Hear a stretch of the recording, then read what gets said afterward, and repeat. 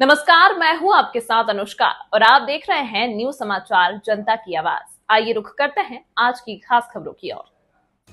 राजधानी लखनऊ से बड़ी खबर। सीएम ने जताई उम्मीद, हार की हताशा से परेशान विपक्ष सदन पर नहीं उतरेगा खुन्नस। बजट सत्र 2025-26 प्रारंभ होने के पहले मुख्यमंत्री ने की पत्रकारों से बातचीत। सदन की कार्रवाई को सुचारू रूप से संचालित करने में सकारात्मक योगदान करेगा विपक्ष जिस भी मुद्दे पर चर्चा करना चाहेगा सरकार उसका तथ्यात्मक जवाब देने के लिए तैयार है। सीएम योगी बोले, आरोप प्रत्यारोप या फिर असंसदीय आचरण से समस्या का समाधान नहीं हो सकता। 18 फरवरी से 5 मार्च तक प्रस्तावित किया गया सदन 20 फरवरी को प्रस्तुत होगा वर्ष 2025-26 का सामान्य बजट। मुख्यमंत्री। तो आइए देखते हैं आगे की रिपोर्ट संवाददाता अभिषेक दुबे के साथ। मुख्यमंत्री योगी आदित्यनाथ ने बजट सत्र 2025-26 प्रारंभ होने के पहले पत्रकारों से बातचीत की। उन्होंने विपक्ष को आईना दिखाते हुए कहा कि हम उम्मीद करते हैं कि हार की हताशा से परेशान विपक्ष अपनी खुन्नस को सदन पर नहीं उतारेगा, बल्कि सदन की कार्रवाई को सुचारू रूप से संचालित करने में सकारात्मक योगदान करेगा। सीएम ने कहा है कि अभिभाषण व बजट महत्वपूर्ण मुद्दे होते हैं जिसमें विपक्ष ही नहीं बल्कि सदन का हर सदस्य अपनी बात को प्रभावी ढंग से रख सकता है। इसके अलावा भी विपक्ष जिस मुद्दे पर चर्चा करना चाहेगा सरकार उसका तथ्यात्मक जवाब देने के लिए पूरी तौर पर तैयार है। हम चाहते हैं कि सदन सार्थक चर्चा का मंच बनना चाहिए। आरोप प्रत्यारोप या फिर असंसदीय आचरण से समस्या का समाधान नहीं हो सकता।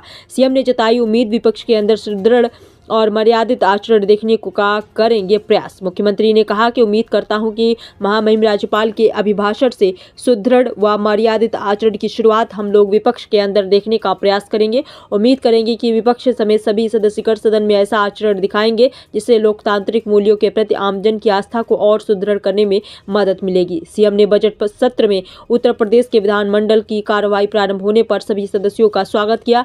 मुख्यमंत्री ने विधानमंडल की कार्रवाई में आए सभी सदस्यों का जोरदार स्वागत करते हुए कहा कि राज्यों में महामहिम राज्यपाल के अभिभाषण से इस सत्र की शुरुआत होती है। इसी सत्र के दौरान वर्ष भर के लिए राज्य सरकार का बजट भी पारित होता है। अन्य विधायी कार्यों के साथ ही जनहित व राज्य के विकास से जुड़े हुए महत्वपूर्ण मुद्दों पर भी सदन में चर्चा होती है। आज विधानमंडल की कार्रवाई प्रारंभ होने के साथ ही महामहिम राज्यपाल का महत्वपूर्ण अभिभाषण भी होगा। बता दें, इसके उपरांत कल से महामहिम राज्यपाल के अभिभाषण पर सदन में चर्चा भी होगी। 20 फरवरी को वर्ष 2025-26 का यूपी का सामान्य बजट सदन में प्रस्तुत होगा। सदन 18 फरवरी से 5 मार्च तक प्रस्तावित किया गया है। सदन सुचारू रूप से संपन्न हो या केवल सत्ता पक्ष का नहीं बल्कि विपक्ष का भी महत्वपूर्ण दायित्व है। सीएम योगी ने कहा कि उत्तर प्रदेश के इतिहास में बहुत कम क्षण आए हैं जब इतने लंबे समय के लिए सदन आहूत किया गया हो। सदन की कार्रवाई सुचारू रूप से संपन्न हो या केवल सत्ता पक्ष का नहीं बल्कि विपक्ष का भी महत्वपूर्ण दायित्व है। उन्होंने आशा जताई है कि सदन चर्चा परिचर्चा का मंच बने। सीएम ने कहा है कि उत्तर प्रदेश के विकास को लेकर भारतीय जनता पार्टी की डबल इंजन सरकार ने पिछले लगभग 8 वर्ष के अंदर जो प्रतिमान स्थापित किए हैं वो अभूतपूर्व है। अभिभाषण व सदन के अंदर चर्चा परिचर्चा के माध्यम से उसकी झलक देखने को मिलती है। मुख्यमंत्री ने कहा कि उत्तर प्रदेश के परसेप्शन में आए व्यापक बदलाव और देश दुनिया के द्वारा यूपी को आकर्षण का केंद्र मानते हुए वर्तमान स्थितियां दिखती रही हैं। हताशा और निराश विपक्ष इन मुद्दों पर चर्चा और सदन की कार्रवाई से भागने का प्रयास करता है। विपक्ष अगर सार्थक चर्चा को आगे बढ़ाने में मदद करेगा तो ये बजट सत्र बहुत अच्छा हो सकता है। 5 मार्च तक चलने वाली सदन की कार्रवाई महामहिम राज्यपाल के अभिभाषण पर चर्चा करने, सभी सदस्यों को अपनी बात रखने, सामान्य व अनुदान मांगों पर भी चर्चा करने के साथ ही विधायी कार्यों को संपन्न करने के साथ साथ जनहित में से जुड़े महत्वपूर्ण मुद्दों पर प्रभावी चर्चा का मंच बन सकता है। यहाँ माननीय सदस्यों को अपनी बातें रखने का अवसर भी प्राप्त होगा। इस दौरान उप मुख्यमंत्री केशव प्रसाद मौर्य, ब्रजेश पाठक, कैबिनेट मंत्री सुरेश खन्ना, धर्मपाल सिंह, मुख्य सचिव मनोज कुमार सिंह आदि मौजूद रहे। तो आइए देखते हैं आगे की रिपोर्ट संवाददाता अभिषेक दुबे के साथ।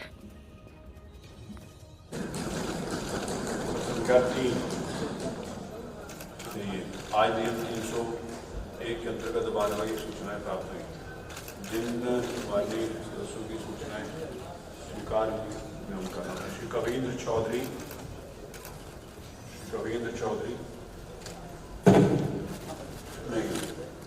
श्री साहिदा खातून।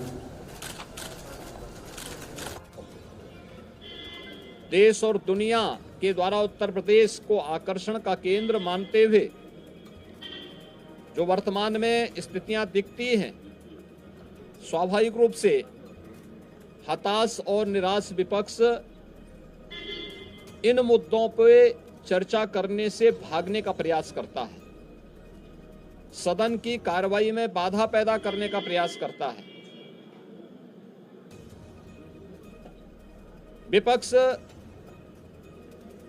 अगर सार्थक चर्चा को आगे बढ़ाने में मदद करेगी तो मेरा अनुमान है कि यह एक बहुत अच्छा सत्र, बजट सत्र हो सकता है, जिसमें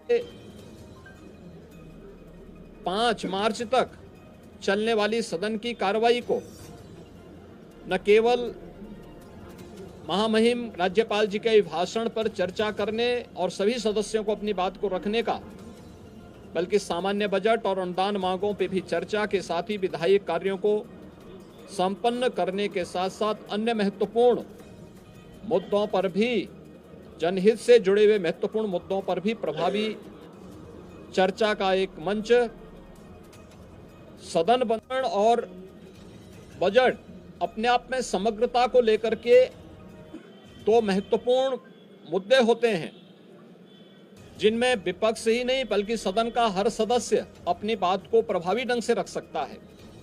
लेकिन इसके इतर भी अगर किसी मुद्दे पर विपक्ष चर्चा करना चाहेगा, सरकार उसका तथ्यात्मक जवाब देने के लिए पूरी तौर पर तैयार है। लेकिन हम चाहते हैं कि एक सार्थक चर्चा का मंच सदन बनने चाहिए।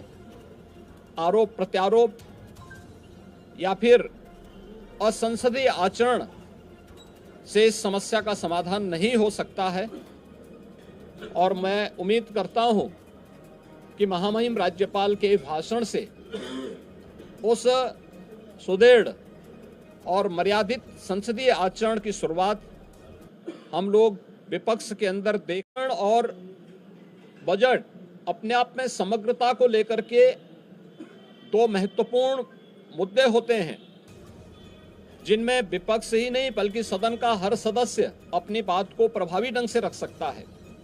लेकिन इसके इतर भी अगर किसी मुद्दे पर विपक्ष चर्चा करना चाहेगा, सरकार उसका तथ्यात्मक जवाब देने के लिए पूरी तौर पर तैयार है। लेकिन हम चाहते हैं कि एक सार्थक चर्चा का मंच सदन बनने चाहिए।